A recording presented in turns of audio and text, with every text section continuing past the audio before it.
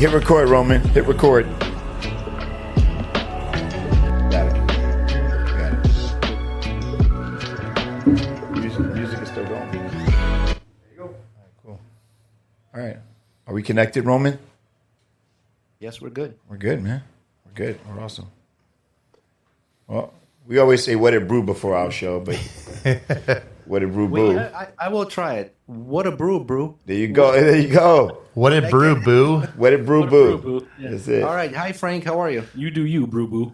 There you go. Silly bear. Special episode today. We have Shannon, Alan, and Paul somewhere in the studio. He's the brain behind the whole thing, but he's I'm assuming going to be joining us. I'm not sure. Yep, producer Paul. Yeah, producer Paul. He'll pop in. Excellent. Hi guys. He's manning the boards. Hey guys, it's been a while. We've been kind of like always missing each other. We're constantly on social media, following each other, giving likes, sharing things, saying hello. Yeah. I'm glad we're finally being able to do this. So thank so you we, guys. man. Yeah, this is fun. Yeah, we really appreciate the connection. I mean, you guys are always been supportive, and we love it. Beer Culture just brings everybody together. It's kind of cool. It's kind of cool. We enjoy it. We both have beer podcasts, right? Right. We start with beers, so we're going to keep that tradition going. And Yes. we're drinking Genesee Cream Ale today. Oh, nice. That's not among some other ones. that's not entirely accurate yet because I got to finish this one first. That's not. Choke that down. Yeah, but the nice thing is that Genesee Cream Ale actually just took gold, didn't it, last year for an award for best cream ale? Yeah. Oh, Yeah, right. Look at that. okay. Yeah, we got a lot of good stuff out this way. Alan, I mean, I know. So I don't know if Shannon knows, but we kind of hooked up with Alan on a Instagram Live. Oh yeah. Cool. Sometime in maybe October, November, but I didn't even know. I was going backwards driving with a bunch of buddies.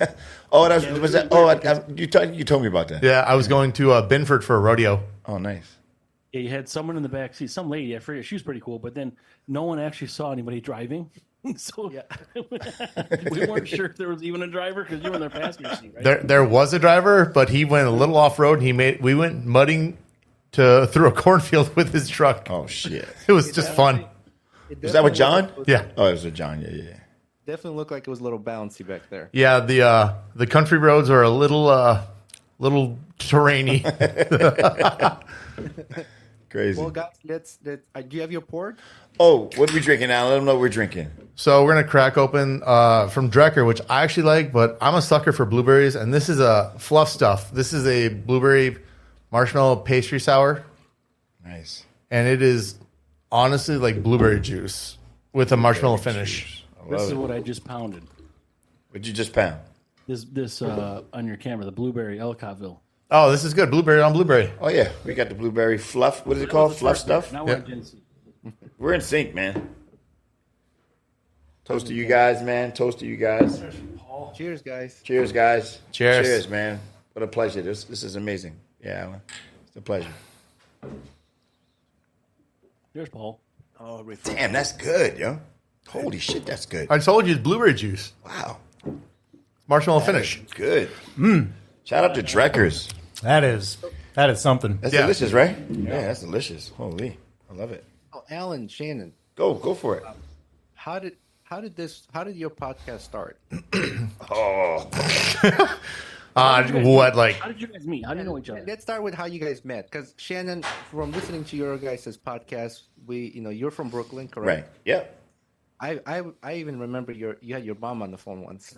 Oh, my mom. Yeah, my mom was amazing. Shout out to Jennifer Shaw. She should be on TV. That's how amazing she is. Anyway, she's a funny lady. She's got great energy. Wow. Did we meet at the gym, Alan? yeah, Anytime Fitness. Yeah, we met at Anytime Fitness here in Grand Forks, and just me and Alan are both people persons. Yeah, we just started BSing BSing, chit-chatting away. Yeah, we just started chatting one day, and next year, Kind of worked out. yeah, kind of worked out, and we just We talked more than we actually worked out. yeah, probably. Yeah.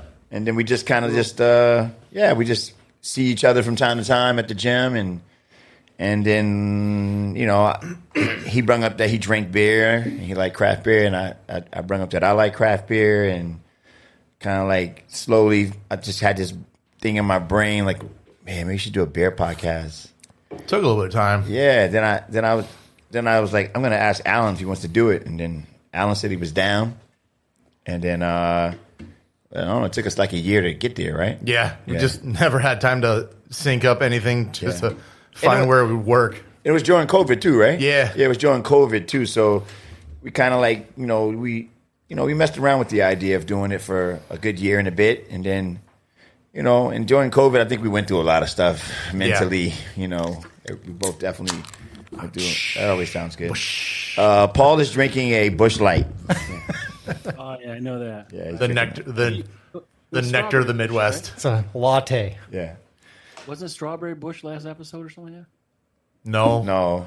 I know they You guys made. you guys mentioned strawberries and you call it Strawberry Bush. Yeah. I remember that. I wouldn't be surprised if they make a strawberry bush for the summer because they just made peach, and I think that's done. Yeah, they should make it. They should make it a strawberry. They should call it Strawberry Bush. Oh, That'd be kind of actually awesome. that's a terrible porn star name. You know what? Strawberry Bush. Oh my god! Hey, what are you drinking? Strawberry Bush. Jesus what you're God. eating. You guys see me multitask over here, by the way? I was just saying, you're stretching the cord out nicely. yeah. Paul's That's everywhere. what she said. We actually can't see Alan too well because we can hear him, but Oh. the voice is coming from the back of Paul. That's right. I can Oh yeah, I'm sure they just see the back of my head, Oh, okay. which is, So I'm switching over to Alan, but it's not switching over all the time. It's okay. here you go. We'll No, see they can only see what they see on that camera. Yeah. They can't. They don't see what we see. Yeah. Oh, okay. Yeah, All right, It's no cool. problem. It's no problem. right. that's all right. guys, when- Most people just only see the back of my head anyway. What is that, like a phase down thing? Oh, doggy position. Okay, Roman was asking the question, right, Roman? Yeah, I just want you to know, when did your podcast officially started? What's the start? anniversary? Is it coming up? no. No. Did we start? When did we start? I'll look that up. I don't remember, honestly. Do you remember when we started, Paul? Well, you're on what, episode 28 right now? 25, 26, 25, 26, 26, 20. 26. You know what? Unfortunately, we don't keep track of stats like that, Roman. We're horrible because we're probably too drunk all the time drinking beer. Why don't you turn their mics up just a Honestly- little bit? This one? Yep. Honestly, it's good not to keep track little of more. it because it's just another thing you got to worry about in your head. But it's You know, something we do. we haven't made a year yet, I don't believe. No, I think Roman we're- and Frank. We're coming up to a year. I was gonna say, I don't think we're too far apart because we just celebrated our 1 year anniversary. Yeah. We might be we might be 9 months due, like a Yeah. woman. Like a baby. We're due. We're almost due. About to bust right in a second here. How to deliver. Exactly. Yeah, we're almost a year. We're almost a year in. I'm sorry we don't know the exact Oh, time. it's all but good. almost a year. I was just curious so that listeners can kind of get an idea, a little history of your podcast. Yeah. How the venture started, and I know you guys met at the gym, decided to do a podcast. But did you guys always thought of doing a podcast before, or there's just kind of an idea came up later when you guys? It kind of just we just talked about more and more stuff. We just started like, let's go out and about. Let's just have some fun, just chit chat, have some beers, and just see what happens. Then we eventually just kind of naturally popped up and said, let's try it and see what happens. Yeah, we did it. We used to go to like Starbucks and have like little meetings and stuff. Yeah, we started and write everything down. Yeah, we just started making a bunch of stuff and just giving away to everyone. And then we had to figure out a name. So we thought about like Brew Brothers, but I went the German route to spell it out that way. Yeah, Alan didn't want to do regular brew. Yeah, because everyone else, it's going to get confusing. Yeah, so we just did BRU. That's why we did BRU, and then Brothers was BRU, and it looks like bruh, but it's Brew Brothers. Yeah, but you pronounce it awesome when you're drunk, like bruh. Yeah, right. brother, give me your hand. You know what? I've never released this, but I might release it for comedy. But I had some friends. One of my friends, she's a female. Her name is Michelle. She was actually hammered one day, and I recorded her saying, "Shout out to the Brew Brothers, man." I mean, it sounded like she said, "Brew Brothers, man." It sounded hilarious. I might put it on our story.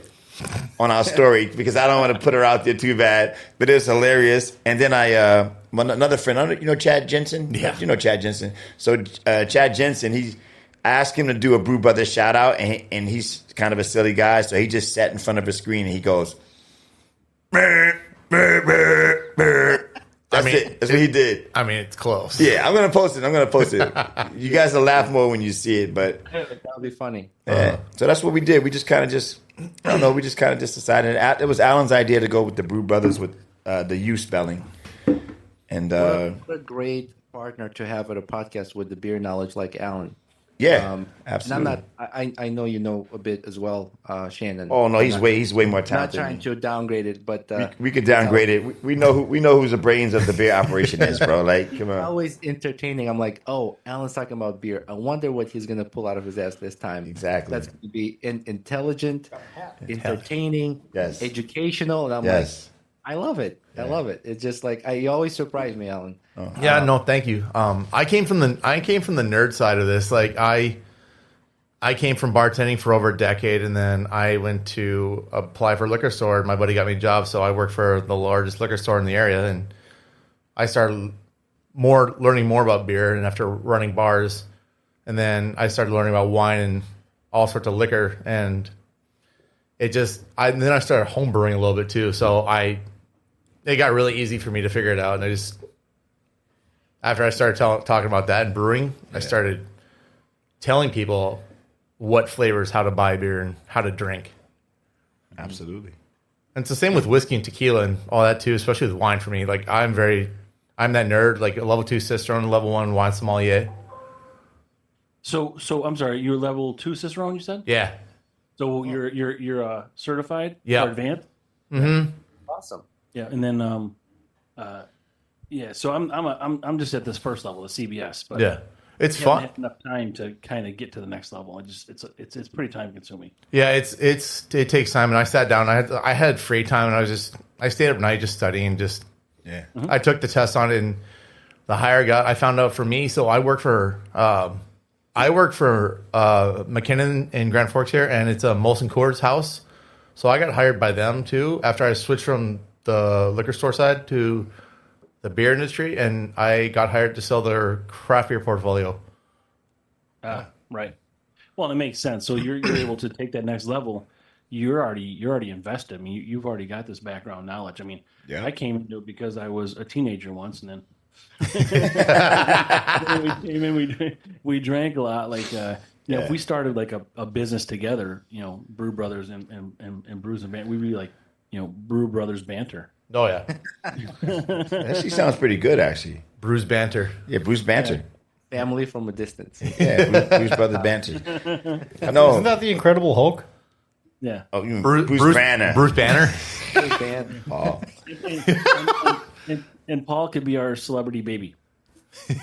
Yeah, he's everybody's celebrity baby. Wait, we keep saying Paul. We got to talk about Paul now. Yeah. I don't know if you want to. Oh yes. Sitting there. Paul got thrown into this somehow.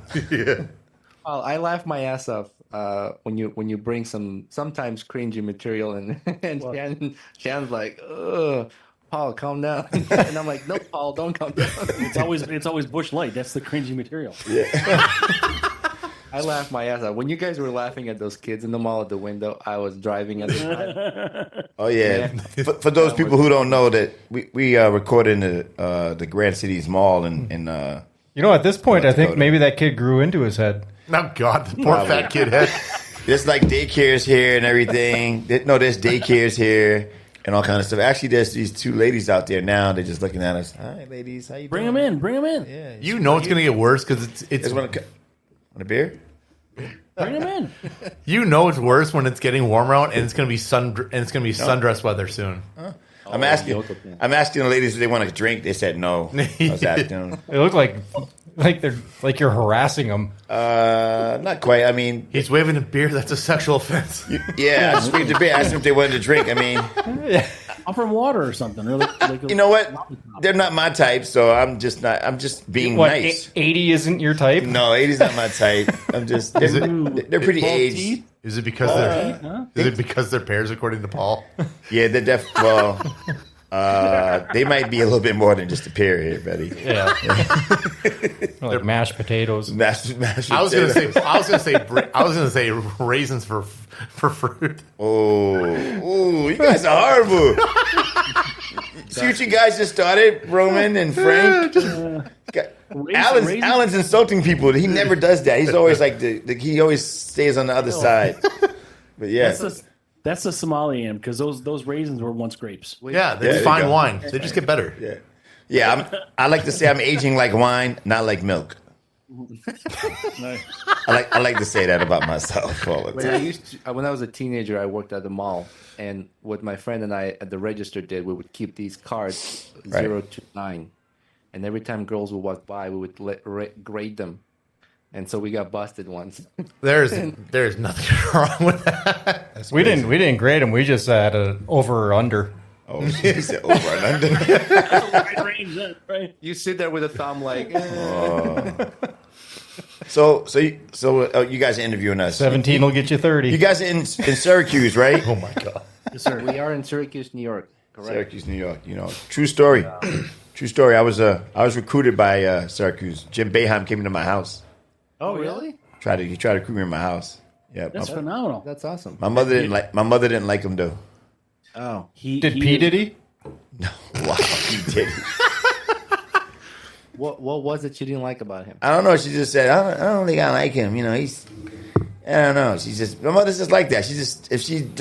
I don't know. Maybe it's just he's not a handsome guy, so maybe it was that. I don't know. Jim Boeheim, but he's a legend. He's a legendary coach. Now it's Adrian Autry, so I know Adrian Autry very well. yeah. I know Adrian very well. I know Carmelo very well.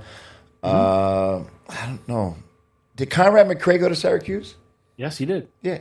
I know Rad. Rad passed away though. Rad passed away. He passed away super young. He had a heart attack, and that was pretty sad for us in New York City. Yep. But I knew Coleman and Mello Irby. Yep. Yep. Derek Coleman. I don't know Derek Coleman really well, but I do know Adrian very well. I do know Carmelo very well, and I knew Conrad probably better than all of them because me and Conrad played against each other in high school. I played for Westinghouse, and he played for Brooklyn Tech. So did you play ball in college? Yeah, I played at Long Island University in Brooklyn. Okay. So I played Division I, II. I went to a couple of other schools. I traveled around. I was like on a tour, like a pirate, just transferring schools. If there was a transfer portal back then, I might have been part of the portal. Just Shanghai in the 70s. I was in junior college in California, and then in Florida, and then I went back to New York City. Yeah. And then I was overseas for a little bit, Israel, Czech Republic, Luxembourg. What brought you overseas? Basketball. Oh, basketball. An airplane. He said airplane. I played basketball overseas. I played basketball overseas for a little bit. So, and then that was pretty much it. That's my career. I was a decent player. I was good. I was definitely on a Division I level, but I just took a different route. How tall are you? I'm about 6'7". Oh shit! I didn't know it was that tall. Yeah, because I'm about 5'7". Oh, he's. Oh God. Without an erection, I'm taller with an erection. He said I'm taller with an erection. Hey, there's some kids out here today. Look at the kids. Oh, it's pajama day. One kid has pajamas on, right? He was late. You know what? It's pajama day every day for the daycare providers. Oh, yeah. Really? They all look the girls that all these kids around all day, they're always in their pajamas. Wow. And usually slippers too. That's very bonkers. And then they wonder why they grow up and they're not important. Then they wonder why. To be honest here, Go. I feel bad mentioning erection, and then you're talking about kids in pajamas. I mean, I didn't get an erection because of the Shannon always has the best timing. I would say that was awesome. That was awkward timing. He said he's taller with an erection, and I turn around and there's kids all over the place. Luckily, you're in Syracuse, or they would have definitely been sending the cops down here, like, hey, you guys talking about erections with these kids around? They were definitely under. Yeah, we are at undisclosed location. Yeah. It's okay. I love it. I love your studio setup too. Thanks, guys. Yeah, that is really nice. That's really nice. Yeah. Not as impressive as yours, but You know what? Well, we lucked up, Roman, right? We lucked up. We lucked up with Paul. We just happened to get lucky because what I did was I bought equipment. When we was going to do our podcast, I bought microphones, I got headphones, I got all this shit sitting at home. I bought all this stuff, and then I was walking through the mall, and I just happened to see the studio here, and I was like, I can't remember, somebody told me about you, Paul. I can't remember who it was. Somebody just recommended, hey, it's a studio here. And then I came and chatted with Paul, and shit, we made it happen. And then I told Alan, and Alan's the type of guy, like, he's like, okay, I'm game. Yep. I'm in. Yeah, where's it at? I'll just show up. And he did, and I guess it ended up being better than he thought it was. I wasn't sure what to expect. Honestly, I'm like, Hey, I will gladly trade you for yours if you want to take the debt for mine. We're good for now. We're looking for another place soon, but once we get there, it'll be we'll announce it. But we're excited to. We probably couldn't actually fit Shannon in this fucking place right now. Yeah, Shannon, your feet would be like. This is like a 10 by 10 room we're in right now. Oh, really? Okay, it looks good though. It looks pretty good. I like it. It's you. set up well. It got the foam on the wall. Your logos on the wall. It looks pretty cool. Who did your logo? We always wonder who did your logo. So it was an AI generated thing, right? I did a combination of AI and just software editing. Okay. So Roman, was this when you had hair? Yeah. Okay. I gotta say honestly, recently I just completely shaved it off. I was sitting there on the couch and my wife and I were watching a show and she's like, you're going bald. And she saw some bald spots. I'm like, fuck this. It's Don't worry, I'm bald too, so I shaved all mine off. So I'm getting. I don't have that problem. I got too much fucking hair. yeah, we'll eventually update our logo, make me bald. make you bald. That's okay. Hilarious. I have a program that can do that for you. Oh, excellent. They're like an aged logo program. Like, Brus&Banter in like 8 years or something. Yeah, when you lose hair, when you're stressed. There you go. But I talked to Paul before we started. Right. You guys are lucky. He's very knowledgeable. He knows a lot about equipment. Oh yeah. Show me a picture of your guys' studio. It's awesome. I love what I like what you're doing there, Paul. And I appreciate, Paul, that you actually reached out before the recording. We did our test run. We talked about the gear we have, how we're gonna collaborate to help each other out with the recordings. And I really appreciate it. I wish more podcasters would do that. Yeah. Hey, thank you. I appreciate it. No, yeah, There's we are. always last minute issues, right? Like there's always like I can't get sound or something fucking wrong with the microphone or something. Yeah. Well, I emailed him. I text Paul earlier. I was like, okay, let me get hours ahead of this. I made sure that we could be in this position where we don't have any technical difficulties. So. Hey, it's not over yet. Yeah. Well, we had an event at the Pork and Brew where we were recording outside. We were recording at the event, and that didn't go too well. We had some hiccups. Yeah, we didn't go too well. Yeah, but I think I got that figured out now too. Oh, nice. Yeah. Now we can do Is that. that is that you two or Paul's involved with the remote recordings also? So we do all kinds of remotes for different businesses. So this is kind of like a rental studio, and then we have like sponsorships through different businesses and stuff with all of our different shows. And so we have a podcast that we can take on the go and set up. And one of the big things that we always have a challenge with is trying to get an internet connection. So now I think I figured it out. So for your guys' knowledge, if you're ever going on location, get a cheap Wi-Fi router. And then tell the business ahead of time that you want an Ethernet connection. Have that Wi-Fi router create your own individual, whatever it is, the WPN or VPN? Yeah, no, not a VPN.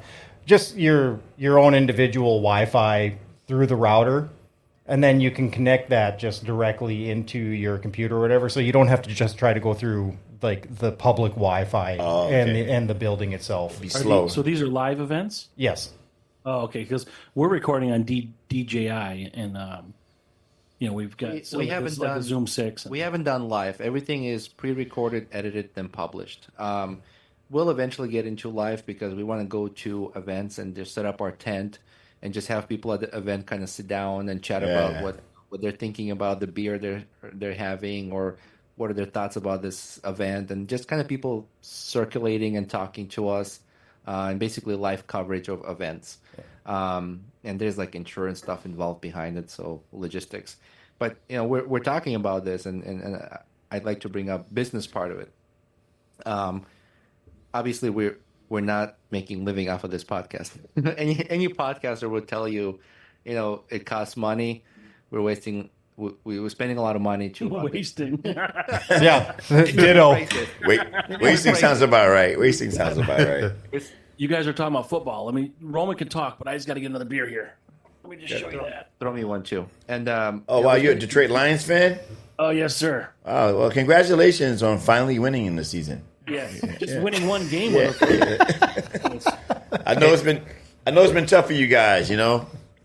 I know Do it's you been tough for guys do you guys have long goals to grow your podcast as a expand your business, and how is your business venture as a podcast going?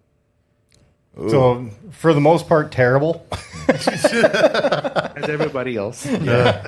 Just to be honest, we're just trying to we're getting our feet wet. Me and Alan we're discussing on opening up a store so we could sell some products. I'm trying to get locals. I'm trying to get more sponsors. Trying to find more sponsors for everything. So it's hard, man. It's so hard to get recognized as because all the ones that are like, everybody's like, oh, there's so much money in podcasting. Yeah, if you're a celebrity already, if you got money already, then you can walk. If you're not a name, you got to grind. New Heights with the Kelsey brothers, right? Yeah. Those guys are already popular, so they're popping. So Did you see they just sold their podcast for like 140 million or something like that? Yeah. That was So does that mean they get that's so much money they got, and so they're going to do their podcast for 140 million now? Yeah, it's like the Joe Rogan did. Like and they're going to do like weekly or whatever, twice a week or whatever. However much their contracts to do. More power to those guys, man. Listen, if somebody's going to give you that money because you're popular and you're popping, then I say go for it. Take it, right? I'd rather listen to Jason over Kels or Travis in a heartbeat. Yeah. No, Jason's way funnier. Yeah, Jason. See, the thing with me is that, so I'm in the wrong town because this is like such a small community. Right. But my plan is that I want to be more like a real estate agent for podcasting. Right. So having a rental studio where people can come in, and then the more that I can get, the bigger I can get, the more I can expand into other cities, and and then just be an owner and have like regional managers, district managers that are all operating podcast studios around the United States. Exactly. But nobody knows even about us because we're in Grand Forks, North Dakota. Yeah. Paul, if you take Shannon's advice, decal your RV. Yeah. And then designate one of the rooms as a podcast in your RV. This just travel. Wheels, man. Podcast. So you've seen my OnlyFans. Yeah. Only Vans. Only Vans. Oh yeah, that's right. OnlyFans. Only Vans. I'm all about that. Hey, listen. I come from an advertising background, like advertising, putting stuff out there. I used to be like one of those people who worked for companies where you do guerrilla advertising in New York City, where you put posters all over the cities and stuff. Yeah, you just litter everything. Yeah, basically littering everything. So, but these days now you're on the internet. Everybody's on the internet.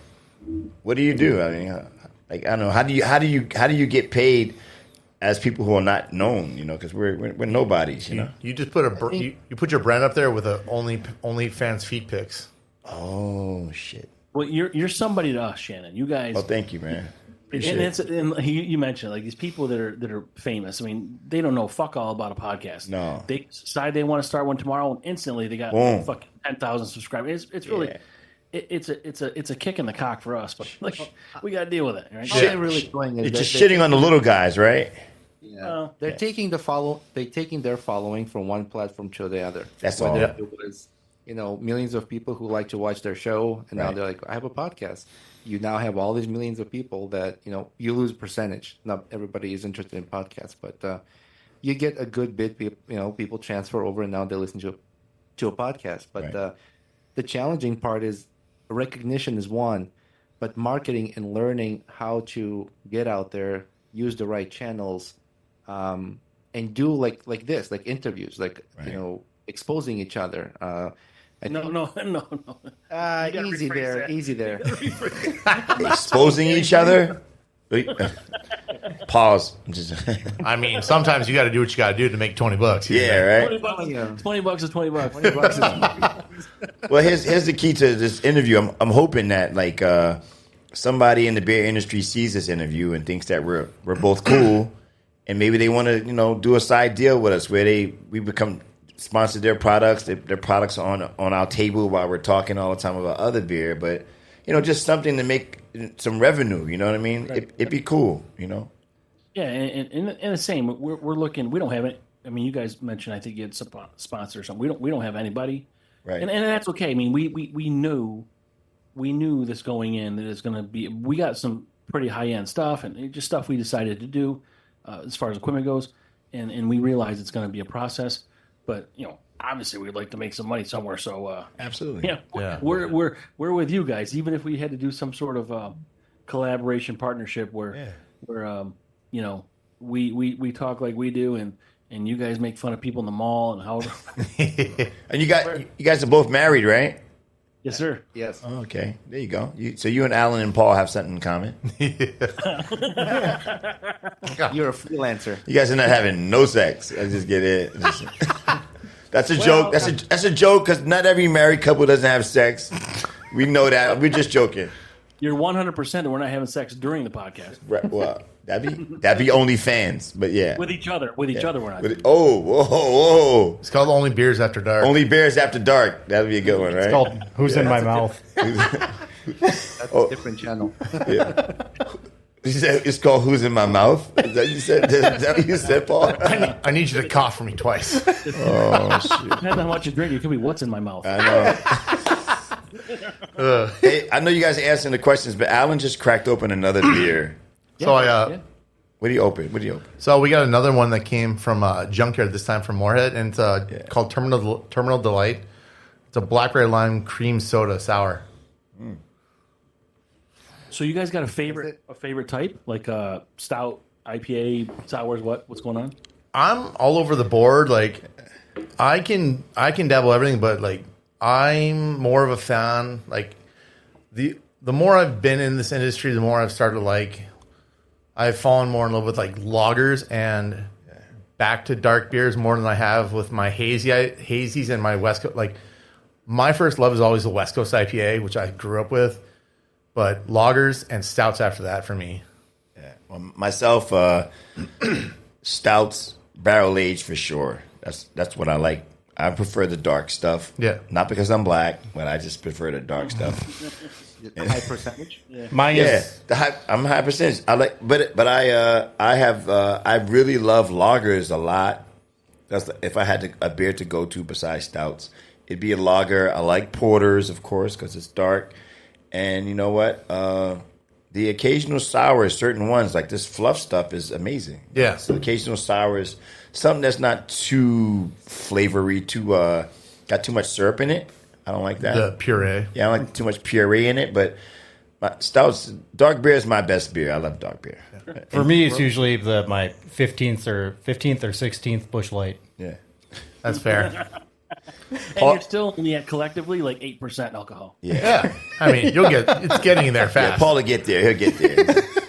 Yeah. He's in it for a long haul. But Busch Lights do work because me and Paul went out one day and we were drinking. I drink dark beer. He's drinking Busch Lights, and then he said he'd meet me later, and he disappeared and never came back. So I guess sometimes the Busch Lights do add up, right? Oh yeah. Yeah, Busch Hope Lights. he add wasn't up. your ride. No, he wasn't my ride, but I was waiting for him to come back. He's supposed to meet me at somewhere else, and then he texts me like hours later, and he goes, "Oh, I guess I fell asleep."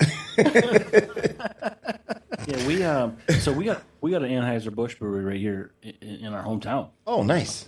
There's something I apologize because I wasn't prepared for it, but there's something that they do specifically here that they don't do anywhere else in the country. What's that? And I don't know what line that is, because there's it's not. I mean, the production of the beers. There's obviously a big line of beers they sell, Right. but I think here is the only one they produce. One of the offerings is this is the only place they produce it. I think what I've understood with Anheuser, they do the same thing with like every place they're in per region or whatever region they're in. Like I know down on the coast they have one where they use there's some that have they use beechwood, and it gives like a little aroma, like an aromatic beechwood, like coastal feel. Oh, okay. I know down in like California or like Texas, there's more like. I know there's like some that have like a little bit of smokiness to it. Okay. Just because it's kind of barbecue area. Right. So That's incredible marketing. if that's So what they so do. in North Dakota they probably use like Snow. pear shaped stuff. I don't know, pears maybe. Kiwis. Kiwis. So in New York, I mean, I don't know if you guys, well, maybe Shannon knows, but This is Northern a New different York one, anyway, right? we've got, I guess, what's considered the best tasting water in the country. Yeah. So Blackberry it's lime. very good for brewing, and that's I don't know where where you guys are as far as how many breweries are in North Dakota, but there's over 500 craft breweries Close to 500. in New York. In New York. Well, actually in Brooklyn, where I'm from, I just live right down the street from Grimm Ales. Okay, yeah. I live right. Grimm makes great beer. I live literally it's right. Like when I say it's down the street, the building used to be like a factory when I was growing up. It was one of those buildings that me and my friends used to go into and vandalize. The building. Well, we were little vandals. They had like those little conveyor belts. The conveyor belts where with the wheels on them. Yep. We used to get in boxes and shit. And we used to break it late at night and then pushed around on there. Yeah, just get pushed around on the little conveyor belts, and then the cops would come with a security guy, some Middle Eastern guy. Dude, get out of there, my friend. Get out of there, you kids. And chase us off or whatever. And we just used to fuck around. But that used to be that whole area in Brooklyn and Greenpoint used to be a really not so nice place. That's where the Italians used to leave all the dead bodies and everything. We used to see dead bodies in cars often in that area. But that's where Grimm Mills is at. Grimm Mills is in a spot where it used to be a lot of factory stuff, and now it's a really nice neighborhood, Well, now that New York, it's been in 20 years. They've been updating and revamping and changing the whole industry up there with the brownstone, getting more brownstones. You get more of the hipsters in there, but they bring more business, even though not many people, they're not fan favorites of a lot of people, but they bring business and they bring stuff to the table that need to be there, but just can't let them try to push you around. Absolutely. Do you guys have a favorite brewery up in Syracuse there? Yeah. There's a couple. My favorite, it's not Syracuse. It's a couple hours away. It's Southern Tier. Oh, I love Southern Tier. It's one of my favorite places, man. It's so we've not been to the brewery. Yeah, we know someone that we're gonna meet with, but as far as their beer goes, I like their beer. But there's a bunch of different breweries we like for sure. I mean, we're trying to stay away from larger places. Right. But there's one particular brewery that we're really fond of. They're opening a new brewery here in the next 2 months. Nice. Yeah, locally started small, and then it's just their beer is the taste is always on point. Yeah. They self-distribute. They self-distribute. You take a sip of their beer, and you all these rich flavors, as if they're in line, and just you bang bang bang bang. What is it called again? Grow Brewing Company. Grow Brewing. You gotta Grow, check that out. GROW. I'm such a big fan of Southern Tier. I know that Southern Tier. The Southern Tier is hooked up with. They're in a line with other breweries. You know that, right? There's 3 or 4 of them that have banded together. So 6 Points. Have you heard of 6 Points? Yes. 6 Points in Brooklyn, and Southern Tier, and it's 2 other breweries. They're all in cahoots together because they felt like they were bigger as a group to grow bigger. Yeah, but when it's like a beer co-op. Yes, that's what it is. Yeah. So you'll see more. You'll start seeing more like that. They formed an alliance together because the economy is just going to crap, and the more they merge together, the more they have a better chance to keep their distribution alive, and they can partner up and grow at a better pace and not cut a lot of corners to save their ass on everything. Yeah. Because you'll see Squatters and Wasatch just burned out. They're done, but they were part of an alliance with Cigar City. It was Squatters, Cigar City, Oscar Blues, and one other one, but they were majority bought by a bunch of lawyers out of, I think, Boston, because they were beer lovers. Right. And they picked them up for distribution. But Wasatch is now faded out of existence. Cigar City is out of Tampa, isn't it? Yeah. Yeah. And Oscar Blues is out of Colorado. Right. Yeah, no.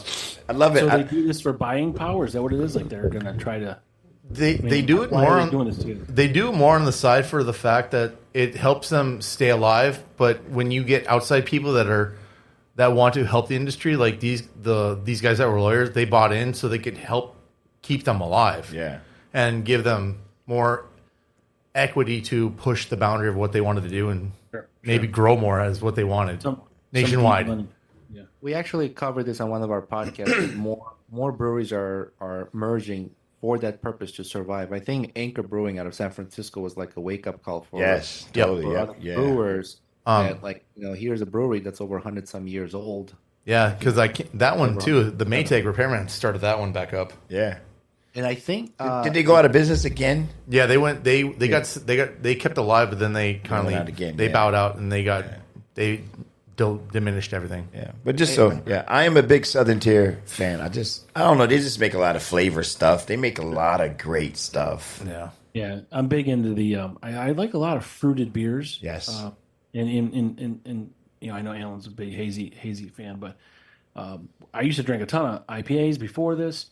We started doing this thing a year ago. Me and Roman, we had some lactose. It was basically like drinking, cold sperm. Oh yeah, that's actually a pretty accurate way to describe that one. I've heard that from more than one person. I'm just concerned, Frank, that you tasted cold sperm, or you said you had. No. Me and Alan compared notes. He told me. Oh, okay. Oh, I'm not supposed to tell you, so you know. Shit. Yeah. What's going on here with these guys? I don't know what's going on around here. Man. It's product knowledge. You're not in the know yet. Product knowledge. it was R&R or RAR. RAR. Yeah. RAR. Oh, They fuck. do the Star Wars theme one, and the one we had was Yoda on it, and I called it Yoda's breast milk. Oh shit! It was like color of our light blue wall. There you go.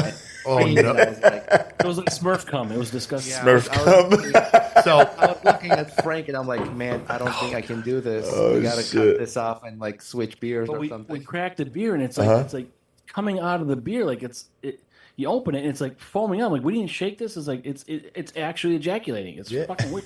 So I've made shots called Smurf cum, and then I think Drecker made a beer that looked like Smurf cum coming out of the can. Wow! It was just so disturbing. I'm like, both these things are high foaming. You know what? There's I don't know if you guys ever see it, but there's a brewery online. I think they're called Ardit Theory, and they're out of Virginia. And all their beers have a high in lactose, and every beer is like a different color. Have you heard of them? I've not heard of them. No. You know what? I'll tag you guys in something of theirs. But all their beers are like super like thick and creamy. That's like 450 North out of I think Illinois. Yeah, this thick and creamy. I'll say they're in Virginia, but I mean the beers look like they probably will be good, but they all look pretty damn heavy. Like if you drink them, Hey, speaking of beer, whatever you gave me here, this is also amazingly delicious. Yeah, this is the Junkyard from Moorhead. Yeah. This is that Terminal Light, the Blackberry Lime. Oh, this is and good. It's got that. Too bad you guys aren't here because this is some really, really good stuff. Yeah, this has that nice cream soda as finish, like that little bit of fizziness and that little vanilla flavor on the backbone. Oh, they got to keep it cold. Yeah, I would love to send them some of this. Where are they located? They're on the Minnesota side, right when you get over the river, and they're just a couple blocks down the road, maybe a mile. But now they have they also have one in West Fargo. Yeah, they opened a second facility in West Fargo just so they could. It's a loophole they got around with because they can't have two facilities. So one of the guys had his wife. It's under her name for the business, so they could have their brewery and facility in North Dakota, so they can carry around more throughout the state. Yeah, you guys got a lot of fucked up weird laws. I mean, New York is weird laws for everything other than fucking beer. But like, I know you guys said you can't sell your beer on tap with someone else's beer, but then bottle your beer if it's the same thing. Oh yeah, it's bullshit. Stupid. Yeah, it's a weird Wild West state out here. I don't understand the amount of red tape we have to jump through to get any product in this state when we're like the last to get everything good. Yeah. I fully would like every door open possible to let a lot of stuff in here, but the restrictions are so stupid on like the smallest things. Like, well, it's like what asshole just decided like, hey, I'm just going to restrict your business so you can't make money. Yeah, like some guy's just sitting in a room and he's just like, you know what? How can I really fuck this guy over? Yep. I think the state can benefit as well. I mean, I think the tax revenues will go high, much higher, and they'll give people opportunities to be like, you know what, I want to open a brewery. So you got, more locations, more brewers popping up. So as far as like taxes goes, I don't know why state will create all those restrictions. It just makes no sense. And it's an old boys club around here, and a lot of them are very uptight and like strict. They like playing the short game. Oh yeah, and the long game is not their thing because they don't like making money. They want it quick and easy. It's definitely a good old boys club here. Yeah. They never want to let like some new blood in. You know what I mean? It's just, it's horrible. Like it's the same old guys running their town. It's like, come on, give somebody else a chance. And yet the new people have a lot of good, fresh ideas, but like they don't think it works because they're too afraid to try. Yeah. Evolution is tough to buy into, but necessary. Yeah. We Totally. were recently in New Orleans, and we interviewed somebody from Urban South Brewery. Oh, nice. And they have this law that you cannot self-distribute. It has to your beer has to be distributed through a distribution center. Well, what are the laws in your area? Same, right? No, you're open to do whatever you want in this state. Oh, yeah. You're only bound by rules when you hit per brewery, when you hit over X amount of barrels per year. Like for going from like different size breweries from micro to nano and like regionals, it depends on the same size of the like how many barrels you produce every year. You could sign on immediately if you want just to get yourself out there, but if you don't have enough to keep on hand, you're kind of like never going to get ahead of the game. But it's easier once you get over that certain number of barrels. You have to sign to a distributor because that's a law that's written into a lot of the states around here, and I think it's nationally too. Like you have to sign on once after a certain number. Right. I see. So once you reach that distribution level, that has to be done through a distributor. Yep, you can. So like in Minnesota too, and around here, you can self-distribute if you want to. Still, like depending on whose territory is available, you can choose to go where you want. If you don't want to sign on to a distributor, like ours in town here, Half Brothers, they didn't sign on to a distributor, and they're like some of their beers are in like Nebraska or like I've been there. or for like the Frozen Four down there, or like you go way over to Dickinson, they're not signed on to a distributor. Like we're the master distributor for them in this state, so everyone for distributor has to come and pick their beer up from us, unless like there's certain areas that they can't get out to, and then they have to go themselves, the brewery. Yeah. That's interesting. It's interesting how each state varies with their laws when it comes to breweries and alcohol distribution. Yeah, and like Minnesota, a lot of the breweries can self-distribute within their area of the state if they want to. They don't have to sign unless they want to get outside of the area, to bigger regions. Yeah. And what's the Sunday law for Minnesota? You can at a brewery you can't buy a certain amount of beer on Sundays. You can only buy. I think you can only buy. I think they lifted where you can buy what you want now. Like I think you might be limited to X amount still. But yeah, you can purchase stuff just now. Before then, it was like you can't get anything on Sundays from breweries. I think I was in St. Cloud. And I wasn't able to buy. Yeah, I wasn't able to buy something. They wouldn't let me buy. I wanted to buy more than 8, and they wouldn't let me buy more than. Yeah, I think it was like a 6-pack or so, and then but other than that, no brewery was available to like do anything except for like a couple off sale, or like you had to go to a liquor store. Yeah, and we have with a quantity limit. I mean, I don't know, whatever. Who distributes the Southern Tier here? That's Dakota Sales. So that's the Bud House. Yeah, we do get some decent. Yeah, we get the brulee, the creme brulee. Creme brulee from. We didn't get any this year from them, but we just got Warlock and the Vanilla Scoop. Vanilla Scoop, yeah. Warlock. We did a podcast with them. We had many of those. Yes, I love those. Before Halloween, I'm like, what the fuck? Oh, the an angry looking bottle, right? But the pumpkin stout, the chocolate and the pumpkin and everything, it's wild how well that works. Yeah. They do a good job. I like them. Yeah. Alan, so what do you do for a living? So I work for a beer company in town. So I work for Miller Coors. And so I do all the craft beer side, but I also get to go to a bunch of different towns in my area and set up like beer tap takeovers, or try to build beer festivals or beer dinners. Like, so I like to sit down with some chefs and pair beers with whatever they want to make, so we can sit and think of how to make like a 5 to 6 course meal. Yeah. I want to talk about that really quick. Not to interrupt you. I apologize. So last few episodes, I've been asking questions like, somebody needs to start pairing food with certain beers. Mm-hmm. I don't hear too much of that. Right. Yeah. And I take the time to do that because I think it's fun because I'm a fat kid at heart. Yeah. And it's part of the Cicerone program, so you really have some insight knowledge on that. Yep. And so like I've I've gotten decent enough where my palate has, like, if I sit down and I'm not just in the mood to drink, I'll sit down and break a beer. I'll break a beer apart piece by piece and see what I can find from start and middle to finish, and what the aroma is going to change from when it gets colder to a little bit warmer. Nice. I mean, the only thing I pair is cigars with beer. I like my cigars quite a bit too. I do mostly porters and stouts with cigars, especially like bourbon aged stouts or porters. Those This go Lexington brew we just did. those go great with cigars. Oh yeah. Shannon likes his pears too.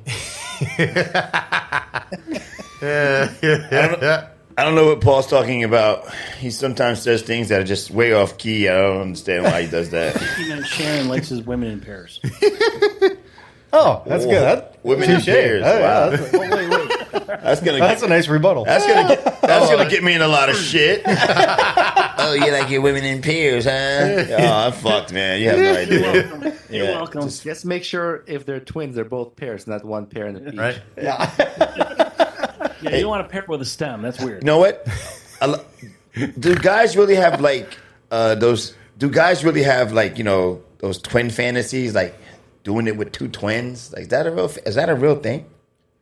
Yes. That is. Yes, it's a real thing. You just gotta make sure you remember the names. Damn it! You know why? Because why does it matter? You can just. I missed my. You know what? I missed the boat because my first kid who's in New York City, my daughter Dominique, she's 30. She's from a twin, right? And then my last two kids are from a twin too. See, I just missed the boat. Like I could have just been on some one of the Twin Powers activate. I disagree, because if like there was like some magical moment in my life where like you got to hook up with two girls, why would I want them to look the fucking same? True. I think that's a porn genre. Well, because if you drank enough and you see double, that's like 4 of them. Fair enough. Threesomes are overrated. Threesomes are overrated. If there's only one girl, If you're drunk enough, you could think 3. Yeah, right. You might be seeing 3, right?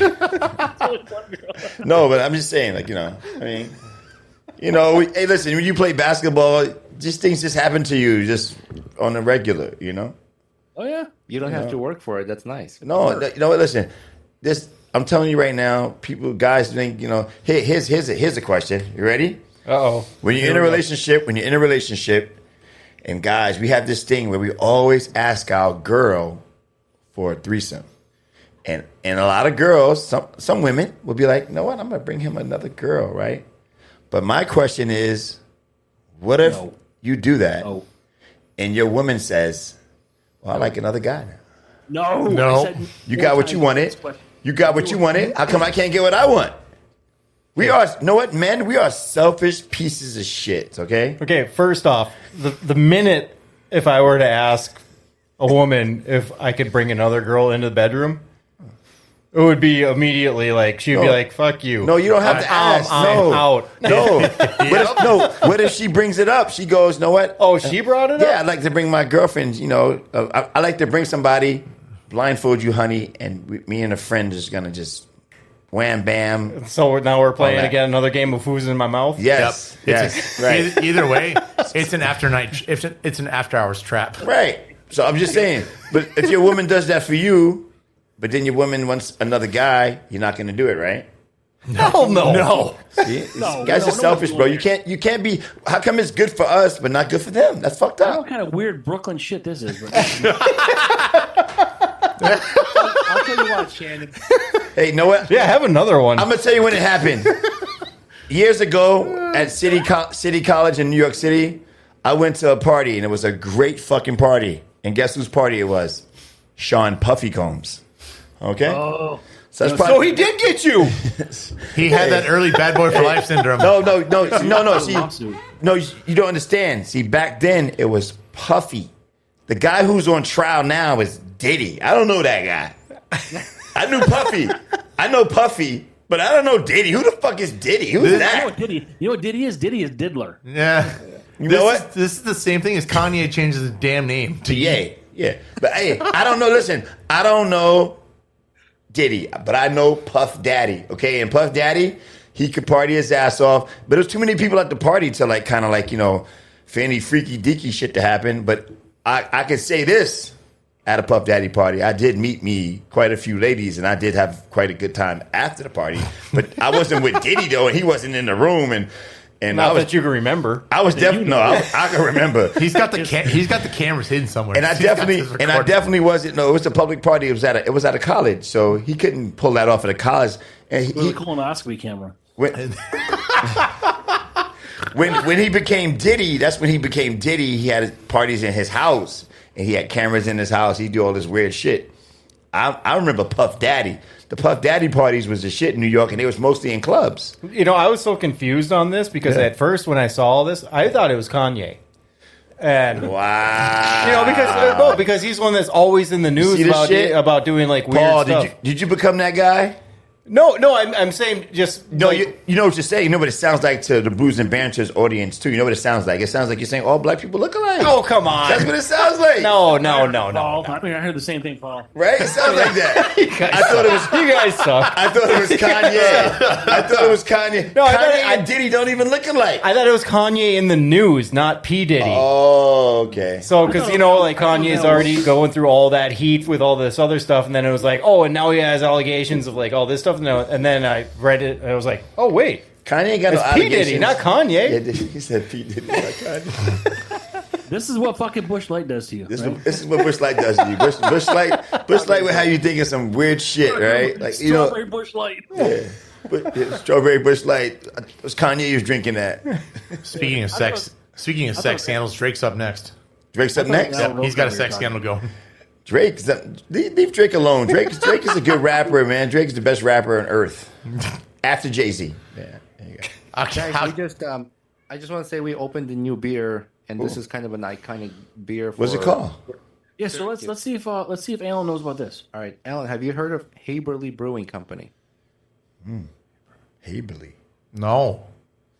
So this is interesting. So sorry, Roman, I don't mean to. No, go ahead. But there's Anchor Brewing, who's the oldest craft brewery, and then there's Yingling, who is as old as they are, whatever. Of course. But Haberly's got a different story. So they're right here in Syracuse, they're right here in Syracuse. Oh, Haberly was opened in 1857. what? And they survived through Prohibition, and later on sold their interest to Rochester.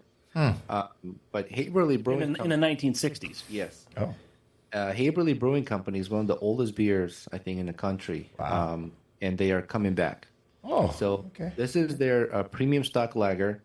An interesting story. So we interviewed one of the owners of the brewery, and he said for many years what they've been trying to do is replicate the yeast from their original beer. This is the geeky part. So there are a lot of Haberly memorabilia you can buy on eBay. Yeah. And actually, a friend of my friend's mom was friends with them, the family. They lived across the street, and she has all these Haberly memorabilia like trays and signs and cups and things like that. So people actually own Haberly beer that has not been opened for sale on eBay. So so this owner, Patrick, he purchased some and was able to submit the beer to some lab. And just recently, when they lost all hope, a lab came back and said, we were able to bring that yeast. We recovered the yeast, original yeast that was used back in 1800s. And now they're using that yeast to brew beer. It's amazing story. Wow. Holy cow. yeah, we're really big in that story thing. But so we called it reverse engineering. Like, so it's a cool family-owned thing. It was a huge brewery, and this is because you guys are talking about lagers. That's what this is, and it's a premium lager. But it's a great story with Patrick and his family. You've heard of Congress beer? Yeah. Yeah, of course. But they are our original Congress beer owners. Oh, really? Oh. Holy cow. The ones who developed Congress beer. If you look at the history on this brewery, they are the one. We actually did you buy one of those glass beers from eBay? I've got probably 6 or 8 glass bottles of the original Congress beer that I bought for this memorabilia. Yeah, off of eBay. So we have an alcohol of fame. Yeah, nice. Wow. It's awesome. We're running like this little museum that's slowly building up. I like it. I like it. Yeah, I like it. Extremely slow. Like, Yeah. All right. So of course, we had to enter Haverly in it. Oh, yeah. But with this new beer, I wanted to do a toast to you guys and Yeah. Oh, really to thank you over this time, the short time we've known each other. But this is our first time actually speaking to each other on the podcast. You guys been giving positive feedback to us and said a lot of nice things to about us, our podcast. So I just want to say thank you. Oh yeah, we love it. No, thank you, guys. Raise this beer to you, to your team, to people behind the scenes guys. as well. And so cheers, guys. Hold on, let me get a picture of you. Let me get a picture of them raising their beers. Hold on a second, guys. Raise your beers there. Let me get a picture. Cool. Thanks, man. I appreciate that. Cheers, guys. Thank you, Roman. well, this is all. You know what the best thing about this is all genuine. Yeah, like it's y'all make it easy. Y'all made it easy. Y'all made it easy when y'all reached out, and I think Alan started talking to you guys first, and then That beer looks like it has a really good color to it. it does. It does have good color. It's a nice light copper. Yeah, this is a 5.3 ABV. Yeah. I mean, so I think they're actually looking for a place. They want to open a brewery again. Like, I mean, so we talk about Anchor and Yuengling, but Yeah. I mean, this is literally 15 minutes from us if they were to open back up. So like you'd have the oldest brewery in the back. U.S. Wow. ever, like Yeah. here. And sorry to get on this little side piece of things, but a lot of what me and Roman do is the history of things, and we go interview breweries. We get the story. We want to hear about people and see their facilities. So. Again, another side note, but this is why we're interested in it. But we appreciate you guys dealing with us, talk about it. Yeah, Yeah, absolutely. because I know for us, like for me, for the beer side for distribution, we used to carry Anchor Steam Brewing before anything, and now coming 25 for us, we're going to start getting Yuengling up in the Midwest finally because it just reached Kansas and Nebraska and Oklahoma. It's a Pilsner. Yeah, Yuengling's a good beer. We had some of that earlier today. We had Yuengling Flight. It's just again another little 4.2% lager or something like that. But that's the easy drinking stuff, and like you said, this is good color from Haverly. Oh yeah, from here it just stands out as a nice light copper. Yeah. It's Yeah, got a beautiful. I'm guessing like it laces really nice. The hue is great on it. It's probably just nice and clean on the finish. I'm guessing too. You can see it kind of go right down the really glass is. there. Yeah, And really, every sip, it's like you enjoy through from beginning to the end. Nice. The taste. And we travel through the country and try to reach other breweries as well. And maybe North Dakota soon. And oh yeah, absolutely. I will put that in my notes to keep that in mind to make sure we bring some of this beer to you if we ever make it out that way. Yeah. Well, you know what? We will make it out that way. Should. Just a matter of time, and we'll stay in touch. I think it's great what you guys are doing. And of course, you're welcome out here as well. Oh, Yeah. Love to visit Syracuse. Is your mom still in Brooklyn? Of course. Yeah, of course. I usually go home a couple times a year, so I'll probably go home again soon. But yeah, Syracuse is it's a easy train ride. You know what I mean? How It's far? 4.5, 5 hours maybe. Yeah, it's just 5 hours. It's not very far. How far is Syracuse from Buffalo? 2 hours. 2 hours. Yeah, just 2 hours away. Yeah. We'll be there next week. Because I know some breweries out there that they're a little bit smaller, but they're really nice out there. Yeah. There's a girl I follow on social media. Her name's the Beer Brat. I know she's from Buffalo. She's everywhere out there, and she's pretty fun, and she does a lot of fun stuff with breweries and whatnot, and everywhere. That's something we've been doing. When we travel somewhere, we try to reach out to some of our followers on Instagram. Yeah. And hey, we're going to be in an area we're interviewing a brewery. Would you like to join us? Or if they work for a brewery, like we did with Urban South, Amber, she's one of our followers, and we reached out to her. She's taproom manager, and she did a sit down, did a tour with us of the brewery. Nice. It's tough. I mean, when you're flying, Paul, you can only bring so much equipment. Yeah. With your clothes too, you know what I mean? So we were limited on. He's close. Yeah, fuck that. Yeah. But it was nice of her to take the time off. Especially, you guys know how difficult it is to schedule things with people and to follow through with it. Yeah. Absolutely. We'll be going to Buffalo. We're interviewing Big Ditch and doing a tour and interview with them. So we also reaching out to people out in Buffalo to see if we can squeeze in another a small brewery or a follower on Instagram who's like a big enthusiast, Yes. maybe just join us for beer, anything. Just come through, just right? reach out. Yeah. 'Cause I, But that's about us, really, right? Yeah. Sorry. This isn't about us. I know. Let's talk about you guys. What you got going on? What's happening? What's No, new? I know for me, for my side of the industry, from working, I've wanted to get like what you guys do. I want to get more of our distributors from a lot of the breweries I work with, and I'd like to get out to some of them. It's just, again, it's a timing thing, but like the best one I have to work with is Fulton from Minneapolis, and they're my ride or die brewery. They're one of my ride or dies. Like I'll bend over backwards and do whatever I can to grow them as much as I can. Whoa. Like there's the rule of there's a no rule blue of Fulton, pills, right? There's a rule of Fulton. So if there's one in every city like that deals with Fulton Brewing, there's a ride or die person in every city. We need a pause button, right? Like a pause button. Like when you say some shit that's really pausable, like the way he said it with such passion, right? I'll bend over backwards for them, right? It's just no.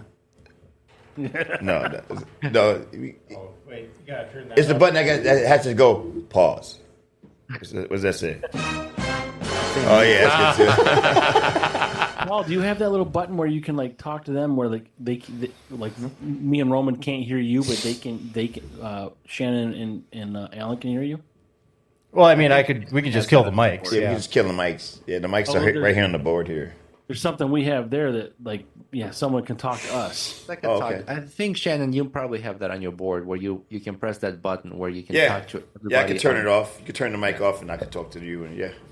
We're actually 10 minutes from Fulton, New York. So yes, I know where that's at too. Fulton Brewery, but it's Fulton, New York. Yeah, and Fulton, man. Alan introduced me to all these people. So yeah, I've met some people, a lot of people through Alan, and some relationships I built on my own, and just got relationships. But Fulton is probably our go-to brewery. Yeah, and then after that, I got so like for me, like after that, my other favorite and my wife is she loves Deschutes, and I'm a big supporter of them. Yeah. Douches. Shannon, yes. What do you do for a living? Deschutes. Oh. Well, I am a correctional officer. Nice. I work in He's my probation officer. I work in the jail here in Grand Forks. It's probably like 300 inmates. They're actually building another pod, like another part to the jail, and they're also making a juvenile facility right next to the adult facility. We actually just had a kid who's 17 that just stabbed somebody to death. He turned 18 last week. Wow. Look at her. Hi. What the fuck is wrong with you guys? She way too young. I talk about erection. He mentions pajamas. Sorry. He's talking about something stacked, and Alan's saying, "Look at her." I could actually see this one. Usually, I don't get that lucky. Yeah, he didn't get that lucky because Alan's always his back is still. But she was cute, and when I waved hi to her, she waved hi back. That's because I You waved. need to offer the beer. No. No, when you were looking, I was waving. But I waved again as she got closer there. Here's how we do this. Don't fuck up my good time, Paul. Okay. Here's how we do this. We just get a fishing line and we just throw a beer out. Like we just reel it in. Like Reel her in. Yeah. She was. Yo, listen, guys. You didn't see her, but we're catching a thirst trap. If she walks by again, guys, if she walks by again, we're gonna grab her in here and tell her to come. Is that kidnapping or is it just? We're gonna grab her in here and tell her to come. No, I'm gonna hit her with the charm. I'm gonna go, hey, how you doing? Paul, Hey, we're just Paul, when they mention that part where you're gonna get her to come, like you put the whole like the radiation symbol. Like, So anyway, I'm a correctional officer. That's what I do for a living. I do have handcuffs. I do own handcuffs. I'm surprised. Firearms, all that stuff, you know. Yeah. And you know what? And I'm a very fair correctional officer. I'm a very fair person. I'm not an asshole, so I think that goes a long way. I see a lot of my clientele walking by sometimes too, and they always say hi because I'm always a fair person. So. Wouldn't you say that there is a problem though that they need to expand the juvenile detention center? I mean, that's what they're doing. They're making a bigger facility. Maybe they should focus more on like making it so juveniles aren't committing crimes. Or you just whip out a belt and start beating them. It's easier said than done. Like, it's easier said than done. That's like there's more women committing crimes. There's more women committing violent crimes now. Well, no, they're just more getting caught. No, there's more women committing crimes now than ever, and especially violent. Women are like, killing men now. Oh. Like on a regular basis, or killing whoever. They just and of course, the worst crimes. This is kind of crappy, but I noticed there's a lot of women in jail for like child neglect, child endangerment, just Fentanyl, that bullshit. Well, here's my problem with a lot of mothers these days. If you're gonna get high, go get high. Why you gotta leave the fentanyl where the baby could get it? Yeah. Why you gotta leave the meth where the baby could get it? Well, probably because they're fucking on fentanyl and they don't know what the hell they're doing with their life. Yeah, how are they parents? You know what I'm saying? It's high enough where the baby can't get it, but the baby will get it. Yeah, they just, I don't know. They just, there's a lot of fucked up people out there. I don't know. I'm sure there's a lot of, you got a prison up in Syracuse there, right? A couple, yeah. There's a couple prisons up there. Yeah. Well, Auburn, I think they're going to shut down. Oh, really? Shut down. So, Shannon, I'm sure, I don't know. Is there like level 1, 2, 3, 4, 5, something like this? Of course, there's levels to people's, What's the highest level? I think it's the 3. So I think we have a level 3 prison. They want to shut down. Oh, okay. And I can't be sure why this is, but I don't want to touch on this subject if you guys don't want to. But I think it has something to do with fucking a place to put immigrants. Oh, okay. No, for housing. For housing. I could understand Oh, yeah. Don't get me started. Because Roman's from Armenia. He gave Roman a look. Roman, actually, we've had guys from Armenia in my facility, actually.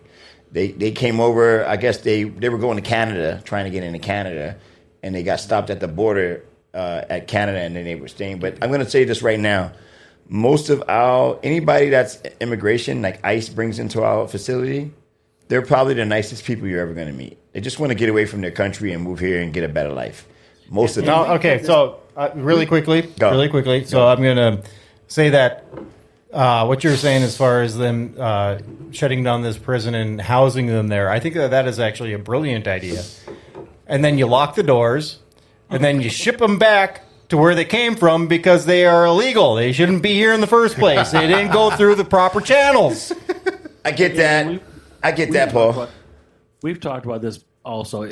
We don't. I don't have any. I don't care what. I don't care if you're gay or straight, black or white, Republican, Democrat. I don't give a shit about anything where you come from. No. Whatever your country is, just be here legally. Yeah. And do everything you want legally. Like I just don't care. Like we talk about transgender stuff. Like guys, stay out of girls' shit. Really. Yeah. I mean, the sports. Like get the fuck out. Just be respectful, and just be a decent human being. That's all I want. That's all. Which brings me to Ian Allen was talking about ideas the other day, and I came with this idea. We're gonna have a shirt that says "I identify as a 22-ounce, 22-ounce tall drink of water, tall drink of beer, a glass of beer or some shit like that." You should have that in the outline of like the beer glass. Yeah, we're gonna have that shit. Yeah, we're gonna make some T-shirts. T-shirts. Make a shirt that I identify as a 15-inch dildo. That's fair. Yeah, that'd be kind of cool. I like that shirt. I'll buy that shirt. I have a shirt that says "Butthole Whisperer." That's. I love that shirt. So messed up. I wear that shirt in public all the time. I get so many people like, "Oh my god, that's a great shirt." You're a balloon popper. Yes. Yeah, all that. Almost made me pee, so now I gotta go. He said he got to pee. We lost one. That's what happens. When you get older, your bladders are just I haven't gone to the bathroom yet. I've been pretty good actually. What are you drinking now? We're drinking this. I'm sorry. We cracked it open, kind of smashed it pretty fast. It's from your neck of the woods up in Winnipeg. It's from Sucrum's Brewing. Sucrum's. Yep. It's Paparazzi. It's an Italian Pilsner. Yeah, Italian Pilsner. Nice little 5%. Yeah, it's just the East Indian family. Sucrum's is owned by East Indian family. I like the fact that they just keep it simple with the traditional hops, water, malt. Yes, they make good beer. They make really good beer actually, and they have a really nice facility. Their facility is really nice. They make amazing stouts and amazing barrel aged stuff. But I don't know if they do this in Syracuse, but in Winnipeg they have this cereal beer challenge every year. My bad. Mm-hmm. I've never heard of it. Yeah, so everybody picks a cereal that they're gonna mimic in a beer, and then you go around to all the breweries in Canada in Winnipeg and you try it. They used to have Tricks, Count Chocula, Fruity Pebbles. Fruity Pebbles. Fruity Pebbles wasn't that good. Frosted Flakes as a beer sucked. Cinnamon Toast Crunch. That has to be actually, the best one. Cinnamon Toast Crunch was amazing. You know what else was good? Frosted Rice Krispies was amazing. Oh, nice. Yeah, this beer, Barnhammer. Oh, nice. Yeah, Barnhammer up in Winnipeg. They made an amazing frosted rice lager. It was so good. Nah. Imagine a lager, just sweet though. Right. It was so good. Yeah, and then Half Pints. I think Half Pints did toasted something. I don't know, toasted crunch or So, something. did anybody do Wheaties? Or They're or Chex or Chex Mex? You know what? They did do Chex. They did Chex. Chex sucked. It was gross. But then they have they did Apple Jacks. Apple Jacks was amazing. And I don't know, did I bring anything back? No, because Well, that's an easy out. I mean, you just got to make it taste like apple. Yeah. but you can fuck that up too, though. Yeah, you can fuck that up, right, Alan? You can fuck that up. Yeah. It doesn't take much, but you can add. Raisin Bran. They had If you blueberry. did California raisins, I would tell you to get out. Yeah. Just get out. Yeah, they had. No one wants them unless they're singing and dancing. They had Raisin Bran cereal, but it sucked. It wasn't that good. But they do it every year, and it's really a big hit. They do it in October. Okay. It's really a big hit, and everybody goes, and it's like everybody participates. And there's tons of breweries up in Winnipeg, Canada, which is a couple hours away from us. That's where my two younger kids live there. So that's how I ended up in North Dakota. Because my kids are close. Kids? Yeah, because of my kids. I didn't want to, when I moved out of Canada, I didn't want to move far. I moved back to New York City. It was just too far to move. And then I was like, well, I got to move a little closer. And then I was like, well, why not just move to North Dakota? It's close. And then I moved to a place called Devil's Lake, and I hated it. It sucked. But my son loved it. It was just me and my son living there. But I hated Devil's Lake. Devil's Lake's a shithole. God, yeah. I hated Devil's Lake. And, it's just... I don't want to talk too bad about the town, but it just, it was just. Yeah. No, that's where my wife is from. I have to go there like every other freaking weekend. Yeah. Oh yeah, Paul always talks about he hates going to Devil's Lake, but yeah, it's just a shitty little town. But I mean, it has some nice people there. I made some good friends, but I didn't like to live there. Then we moved to Grand Forks, and then my son went to school here in Grand Forks, and then he didn't want to go to school here no more because he said, "Dad, all the kids here do too many drugs. I just want to get out of here." That's what he said. He said. They're on all the drugs. He's like, Good choices. Yeah, he said, I just want to. You know what's crazy about that? I don't know if I ever told you these guys this, but there's a bunch of kids that come to jail right now. They're 23, because my kid's 23, 24. And they've been coming to jail since they were 18. These are kids that used to come to my house to play video games with my son when my son was 15. And my son made a conscious choice not to hang out with these particular guys anymore because he said they just were doing other things. They were into other things that he wasn't into. All those guys have all been to jail at my facility and have gone to prison. God. At least out of the 5 guys that used to come to my house, 3 of them have been to prison at least 3 or 4 times now. Wow. Well, it's good on your son. Yeah. Well, he made a good choice. I mean, he would have went to prison, and I mean, if he would have came to jail while I was working there, he would have got fucked up. So I saw this the other day on my Facebook feed. So it looks like Siddell got out. Siddell who? Jeremy Siddell. Yeah. No, he got out of prison. Yeah. He was in prison. Yeah, I seen Jeremy. So he's out in public again? Yeah, I already met him in public when I was delivering on Monday. I ran into that's funny. Oh, cool. I ran into Jeremy at Smiling Moose because his sister's the manager there. Oh, okay. Jessica, she's the manager. So I ran into Jeremy. He seemed to be doing good. He looked good. Yeah, as long as he got his shit cleaned up. But I met a guy that you know, Alan, in jail. Yeah. I can't remember his first name right now, but his last name is Nobles. You know a kid named Nobles? Yeah. Like he had tattoos and stuff. Yep. So okay, well, I don't think this has anything to do with their show. Sorry, guys. Sometimes we go off. But anyway, whatever you want to do. This kid mentioned to me the other day that you know Alan Kirkby? I was like, yeah. He's like, oh, tell him I said what's up. I can't remember his first name, but I just wanted to say it must have been tough for you to watch your friends end up in prison like this, but on the other end, be proud of your son to make the right decisions. Absolutely. You know, who wants their kid to be in jail, right? Like, I mean, you know, like it's kind of a shame when I see these kids because I know their parents. I know my parents didn't 5 times. There you go. Paul's been in jail too. But it's kind of cool that my son didn't end up like these kids. But I know these kids' parents, and I know these kids since they were younger, and some of them are really nice kids. They just decided to make a choice. I mean, we're all one choice away from jail. Yeah, yeah. All of Or us. success. Yeah, success. Yeah, we'll go with What success. does that look like? So What does that look like for you guys? What's that? Like, for you, Success? Sean? Success. No, when you see your son's friends going to jail. You We're know, all adults. We act like kids sometimes, but Yeah. on a serious level, what's that like? I mean, you know, I'm sad, yo. You know, I'm kind of saddened by that because, you know, I know these kids, you know, some of them are really nice kids, and it's kind of sad to see them in this situation. And some of them are assholes, so you got to treat them accordingly, you know. You know, and when they say stuff like, "Oh, you know, oh, I know you, man. You know me. I used to be at your house, this and this, whatever." I'm like, "Well, we at my other house now. So you're in jail now. So, you know, whatever you know about me at home or me being a father, that's besides the point. Now you're in jail. We just got to treat that accordingly. And most of the time it works out pretty fine, you know? That's how it was for me because my mom was a probation officer for 20 years, and I had my neighbor was chief of police, and a judge was around the corner as a neighbor to him. Like, I had no wiggle room. Like, I was on. Can't get in trouble. No. Yeah, exactly. Well, I was just afraid that my mother would kill me, so I never got in trouble. But Alan's still a virgin. Yeah, he is. Yeah. I was a virgin. I'm waiting for the right one. Yeah. My wife's holding out on me. Yeah. So yeah. I want to touch on something interesting. I've listened to your last episode when you guys talked about hosting events.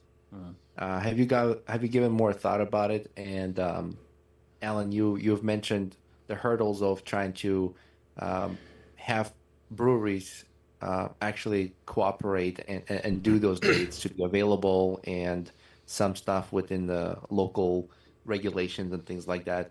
Have you guys looked more into it? Because when I was listening to it, I was like, oh, that'd be really cool if they can pull that off. Yeah, I've been looking more into it.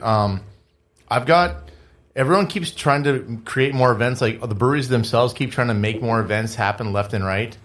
And for me, I want to do more for up here in Grand Forks because we only have one, maybe two events a year for beer events.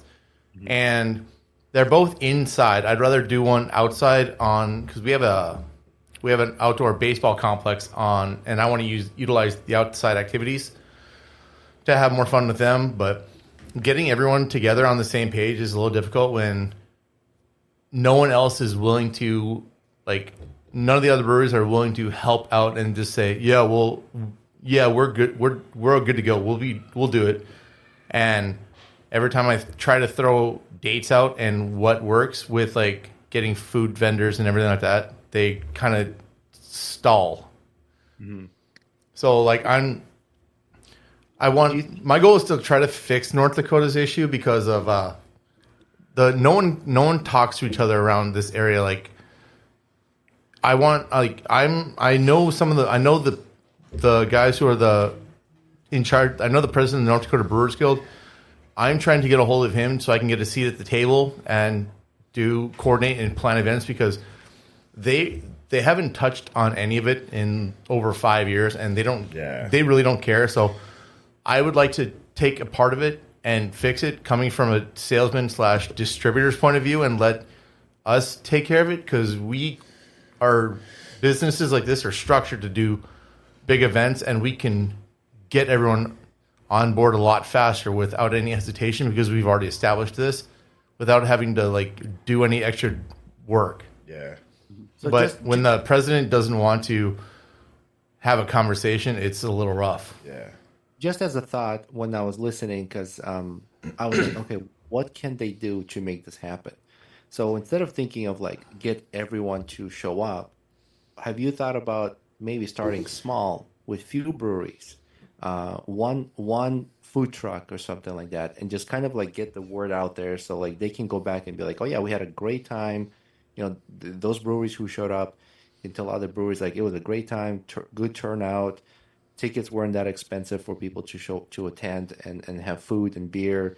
The food truck made out well, and then just kind of like grow from a smaller setup into something bigger, and maybe get involved in local politics, like local meetings and things like that, and pitching those ideas. Or chambers of commerce or something. Yeah, because I think what you guys started talking about is going to be it could be a great turnout and really shine a light on beer community locally, and it would just be like I would feel really happy. Like I'm out here; it does not affect me. Yeah. But it's the community that is within the same culture of like beer that's doing well, and like when you surround yourself with people or help people out that are doing well, it just feels nice, right? I feel good about it, right? Yeah, it feels good. Like I've gotten some of them are like a lot of them because we're on the eastern part of the state, and I reach out to the western part of the state a lot, and they're all willing to come to this side of the state to do something. Yeah, it's just getting some of the ones like from Fargo or a couple of them to just cooperate. And but I think we only have like 10 to 12 in this state, and they're willing to do it. It's nice that it's a little bit smaller, so I could do just one state and just focus on them and help grow their brands first.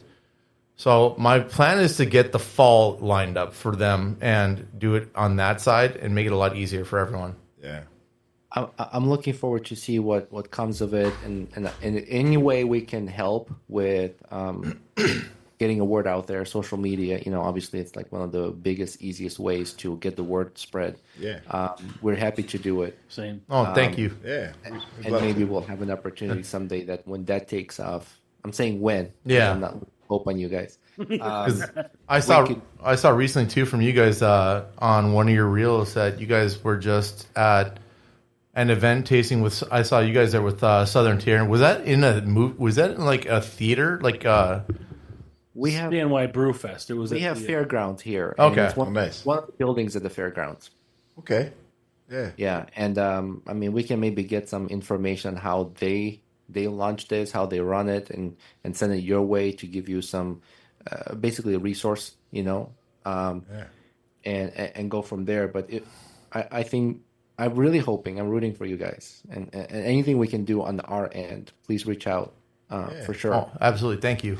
Yeah, we just we're hoping at some point to get something here, right, Alan? We talk about those things. Because I'm pretty much doing all the legwork. Like no other distributor wants to sit down and help out because they have too much, and I'm willing to put on extra hours for this one. Like, kind of sucks. Yeah, when none of I'll burn off my weekends while I'm working and contact with them and figure it out. Yeah. Keep pressing, because as long as you keep pushing and be persistent, it eventually gets the right people's attention. Yeah, absolutely. As indie podcaster, it's easy to burn out. Yeah, but absolutely. A lot of people maybe what we talked about earlier. These famous people, they get to start a podcast tomorrow, and they got 1 million followers. But for us, you guys and us, it's beautiful. I think it's a long game. Slow grind. We got to have a slow grind. Well, and coming off my end too, from so part of our sales is we have Red Bull in our warehouse, so that helped me for years, going around a lot of our territory from North Dakota, Minnesota. Yeah. I built a lot of relationships with small towns, and some of them have food trucks, so I've gotten to know them very well over the years. So they're willing to I've got all their information. They are willing to make the time to come to a new festival to put out their product and show everyone their food, because the food trucks are a lot easier now than the breweries at this point, and I'm willing to make a food festival before a beer festival might be a lot easier, which I'm okay with. Just include a couple of beer companies. And just get smart out with a small distribution. Yeah. You can call it a fear festival. Food beer festival. There you go. I like it. I like that. Yeah, I like it. Guys, I'm rooting for you. I enjoy listening to your podcast, Frank as well. Yeah, we enjoy you guys too. Yeah, we wish you the best. We're here if anything that we can do to help. I know we're far away, but every little bit counts. You got a great team, like Paul right there is amazing at what he's doing. Yeah. I see your guys' content on social media. I just want to say thank you again to Paul for being, for communicating with us and doing what he's doing for you. And I know it's hard to have good people behind you to keep the podcast alive. And I think you guys got a great guy right there. Oh, absolutely. Well, thank you again. Yeah, we appreciate you guys. That really means a lot. Yeah. No, Paul does really well for us. Yeah, Paul's one of a kind. There's nobody like Paul. Because nobody else drinks fucking Busch Light. No, Yeah, but Paul's awesome, man. Like, He also helps us censor a lot of our stuff from material. yeah, no, Paul's awesome, man. Listen, you know what? I don't know. I can't remember how we met Paul. I just walked in here, but you've always been like super, super kind, man. Like, you know, I don't know if we ever say thank you, Yeah. but we really appreciate you. Thank man. you so much, Paul. Yeah, I mean, we getting this. What the fuck did you guys do? No, you don't We're in a understand. shift in mood. You don't understand. We probably wouldn't have met these guys if we didn't start this. So this gave us the energy to meet these guys and everybody else online that's in the beer culture. If anybody is appreciative, it's me, because you guys are bringing content to my stuff here. So yeah, We put a blue pill in each one of your drinks. there you go. That's fair. That's wonderful. pill? Well, that's why I cracked open this Wookiee that we got, and I it's know we're coming. Wait, they got another beer going on? Yeah, we got another beer. We got a Wookiee. yeah. We finished. We capped it off with a Wookiee from Iceland out of Mapleton, North Dakota. It's a vanilla porter. It's It's good. here, let's show it. Oh, let's get a toast, guys. There we go. Let's get those And guys then a toast. go to them. There you go. All right. cheers, guys. Cheers, guys. Cheers.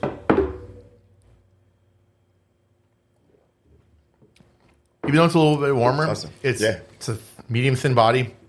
Yeah, The vanilla pops on the back end really well, it does. but a lot of chocolate through all the whole body. Yeah, they made this chocolate Bach was amazing. Yeah, the chocolate Doppelbock. Chocolate Doppelbock, Isn't yeah. this like a moose drool? Close. Close, yeah. Yeah. That pretty much just set the standard for like just brown ales around the area here. Goose drool. Hey, you know what we had? Sorry. We had it at Brewfest you were mentioning, Alan? Yeah. We had a dark sour Ooh, from Aurora Brewing. I've only seen 2 dark sours in my life, and they were weird. Like Oh, this is fucking good. it was good. This one was they're good, but you don't think those two things belong together, but they really do. It had like plum or something in it. That's just what you had. It was good. The range of flavors that had is amazing. On the first sip. On the first sip How much alone, they yeah. packed into it. Nice. Nice. And it's like you either fuck it up or it's going to be good. And I Yeah. think they did a great job. It was good. Well, because something like that makes me think of like when Southern Tier used to make it. I don't know if they still do. It's called Plum Noir. I've not seen that. Yeah. Yeah, it's an older sour they used to make. It's a dark fruited plum sour, Nice. and the plums were like Japanese plums that they used. Oh wow. Oh, there's sanctions against them now. It's too much to fucking import it. Yeah, it's a insanely high Japanese price. is cool. Sorry. Yeah, no, I get it. We get it. Oh, So, Alan, how far are you guys from Grand Marais, Minnesota? Grandma, where the fuck is that at? Oh, is that near the cities? So I got one of my best friends is from Grand Marais. He lives here now, but he said it was closer to drive to a McDonald's in Canada than it was in Minnesota. Oh, we just So seen it's a. northern Minnesota for sure. You guys didn't notice. We just seen a unicorn, a white woman with a really big butt. She works at the daycare. It's on the other end. She of works the- at the daycare. She works at the daycare. God damn I'm it! going back to daycare. It's 6.5 hours away from. It's on the other end of the state, Grand Marais. Oh, you're a ways away then. I didn't realize that. Yeah, Yeah, that's all right. But how come every time I ask a question, fucking Shannon goes to some weird subject with someone walking through? Like, No, it's just perfect. It's perfect timing. It's like perfect timing. It's perfect timing, Frank. She just comes strolling by in her little tight jeans with her little.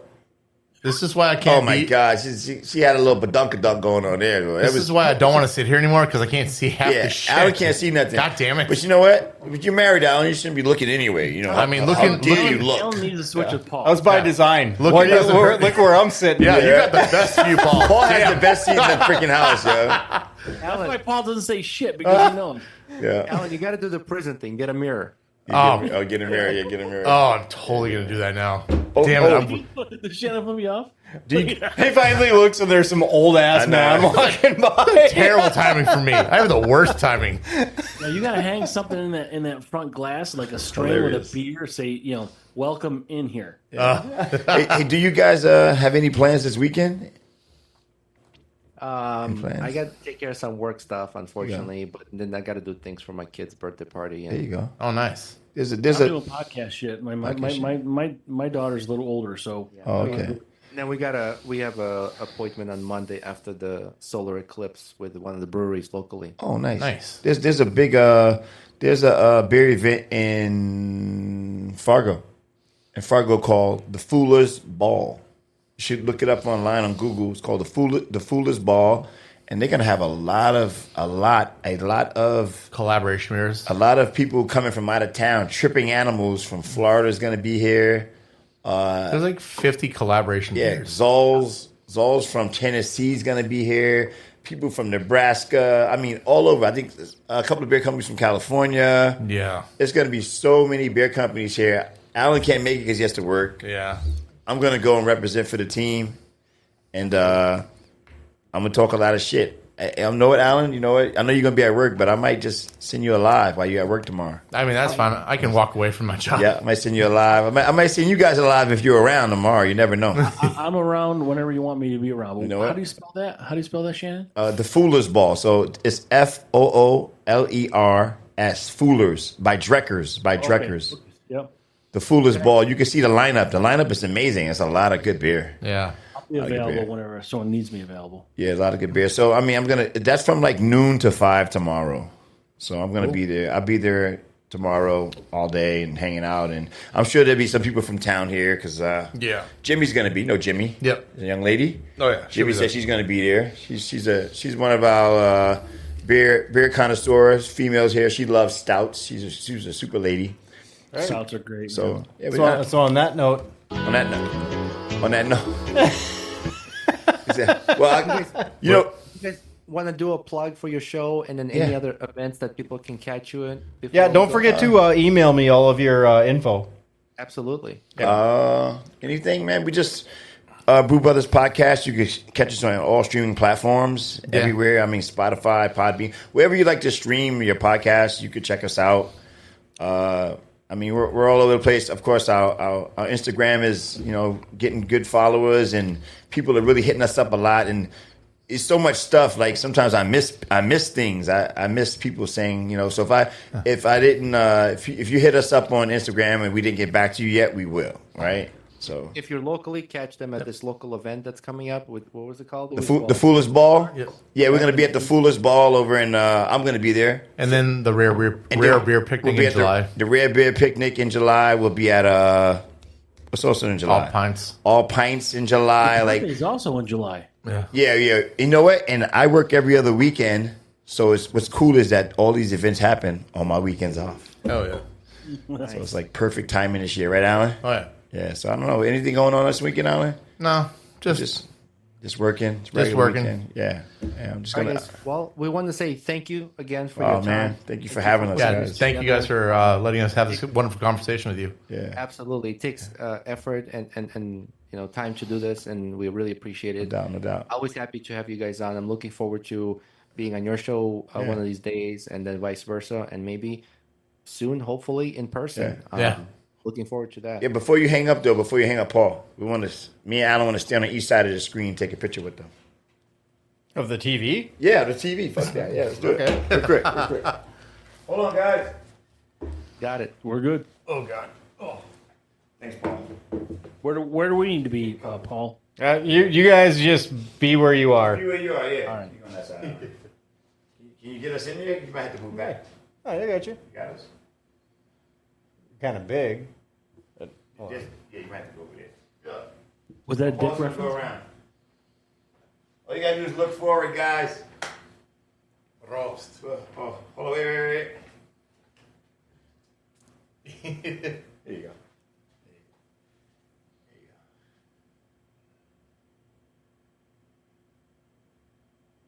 Oh, that way a little bit. There you go. Okay, you're a tiger. Okay. Hey, you do the tiger. I go like this. Alan goes like this all the time. I don't know why. He does like the pussycat, like, oh. I don't know. Alan's like. Well, I guess we all got to run, and Paul has to go pick up his kids. You guys know that already. Yeah. Absolutely. Yeah, so sorry for cutting it short, but Nah. you guys are great. I appreciate it. No, you're gonna cut it short. We appreciate you guys, man. No, this Yo, was man. a lot of fun. We're at an hour and 40. Yeah, we're good, man. We really appreciate it, man. Yeah. You have no idea. We're blessed to be on your platform. This was an absolute ball to have on. Yeah. And I don't know when you guys want to set up when we have you guys on our show. We ask you some questions. Whatever's good for you guys. I don't know. You guys want to do it a couple of weeks? Yeah, whatever's good. We'll plan it. And then we'll do you guys on us with us, and That'd So be awesome. you guys, we don't script anything. You guys are the same, right? Yeah, we're not scripted. We don't script it. Yeah. We I just like it. we just roll with the punches, and some days, it comes out. Once in a while, I have something on my phone that I want to talk about, but most of the time, we just go for it, man. Same. Yeah, we Yeah. just go for it. Yeah. You guys are Appreciate great, it. man. We appreciate it. Appreciate you Thank guys. you so much, man. God bless you guys, man, and your families. I hope everybody's safe. You guys have a great weekend and all that good stuff. All right. You as well. Thank you. Cheers, guys. Have a great weekend. Guys. Take care, guys. Bye. All right. Say goodbye. Bye. That was awesome, bro. Until